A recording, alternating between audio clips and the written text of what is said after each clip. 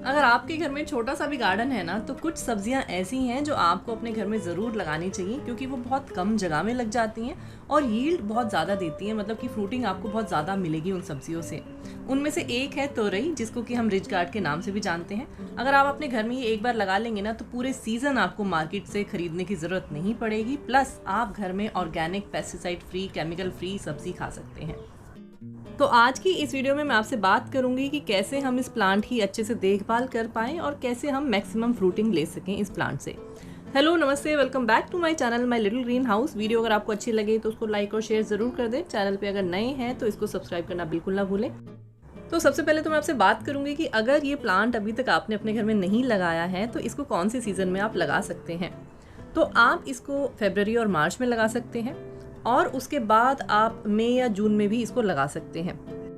जब आप नर्सरी से बीज लेके आएंगे इसको लगाने के लिए, तो एक चीज़ का हमेशा ध्यान रखें कि कम से कम 5 से लेके 6 बीज आप लगाएं एक जगह पे, क्योंकि हर बीज में से ना प्लांट नहीं निकलता। कई बार जैसे कि आप सामने देख रहे हैं, मैंने 5 से 6 बीज लगाए थे, लेकिन 3 बेल आपको सामने नज़र आ रही होंगी। बीज लगाने के 8 से लेके 10 दिन के अंदर अंदर आपको ग्रोथ इसमें से नज़र आने लग जाएगी, मतलब कि पौधा उगना शुरू हो जाएगा। अगर आप चाहते हैं कि ग्रोथ और जल्दी आपको नज़र आने लग जाए, तो आप ये जो बीज है ना, ये एक रात के लिए पानी में भिगो के छोड़ दें और उसके बाद जब आप इसको ज़मीन में लगाएंगे तो 4 से लेके 5 दिन के अंदर अंदर भी आपको नई ग्रोथ देखने को मिल सकती है। अब जब आपको इसमें से ग्रोथ देखने के लिए मिल जाएगी, तो उसके करीब करीब 2 से लेके 3 महीने के बीच में आपको ये प्लांट यील्ड देना शुरू कर देगा, मतलब फ्रूटिंग देना शुरू कर देगा। अब किसी भी प्लांट से अच्छी फ्रूटिंग लेने के लिए 2 चीज़ें बहुत ज़रूरी हैं। पहली तो ये कि जिस तरह की सॉइल उसको पसंद है आप उस तरह की सॉइल उसको दें, और दूसरी चीज़ जो न्यूट्रिशन उसको चाहिए वो न्यूट्रिशन उसको मिले खाद के रूप में। तो अगर मैं ज़मीन की बात करूँ, सॉइल की बात करूँ, तो वो जो सॉइल इसको पसंद है उसमें आप 50% गार्डन सॉइल यूज़ कर सकते हैं।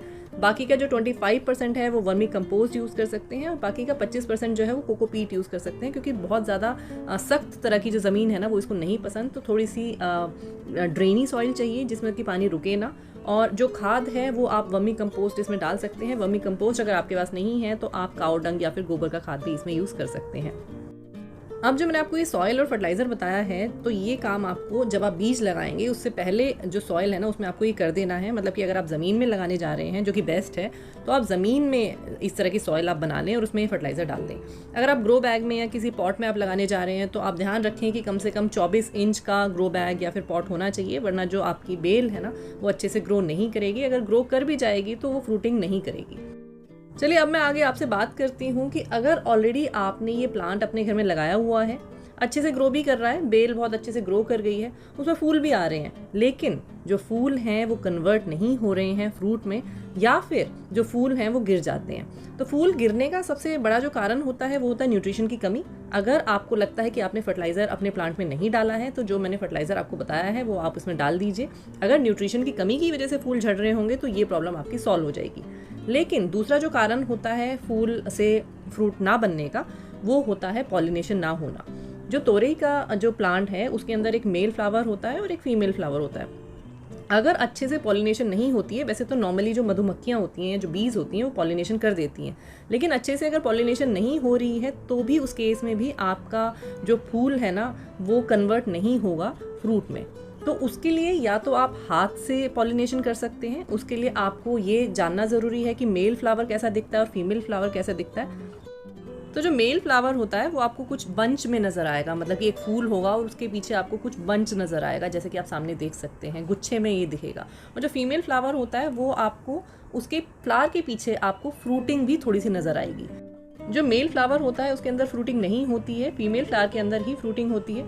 तो आप मेल फ्लावर को तोड़ सकते हैं और उसके जो पोलन्स होते हैं ना वो आप तोड़ के फीमेल फ्लावर के ऊपर रब कर सकते हैं। तो उससे आप हैंड पॉलिनेशन कर सकते हैं अगर आपको लगता है कि आपके जो तोरी की बेल है उसमें फ्रूटिंग नहीं होती है।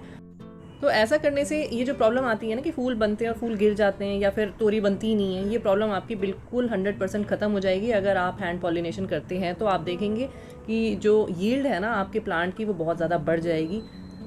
वीडियो ख़त्म करने से पहले 2 और चीज़ें मैं आपको बताना चाहती हूँ कि जहाँ भी आप इस प्लांट को लगाएंगे वहाँ पे धूप आती हो पूरे दिन की, मतलब कि पूरे दिन की सनलाइट इसको चाहिए होती है, और पानी की रिक्वायरमेंट इसके अंदर बहुत ज़्यादा होती है। तो मेक श्योर करें कि आप एक दिन में एक बार तो इसमें पानी ज़रूर डालें। तो बस आप इस तरीके से केयर करें अपनी प्लांट की। वैसे तो बहुत लो मेंटेनेंस प्लांट है, बिल्कुल एक्स्ट्रा कुछ केयर की ज़रूरत नहीं है, सिर्फ आप पानी अच्छे से डालते रहें। अगर आपने एक बार फर्टिलाइज़र डाल दिया है ना तो सिर्फ पानी देते रहिए। और अगर पॉलिनेशन वाली प्रॉब्लम है तो आप उसका ध्यान रखिए और देखिए आपको कैसे भर भर के सब्जियाँ देगा ये इस सीज़न में।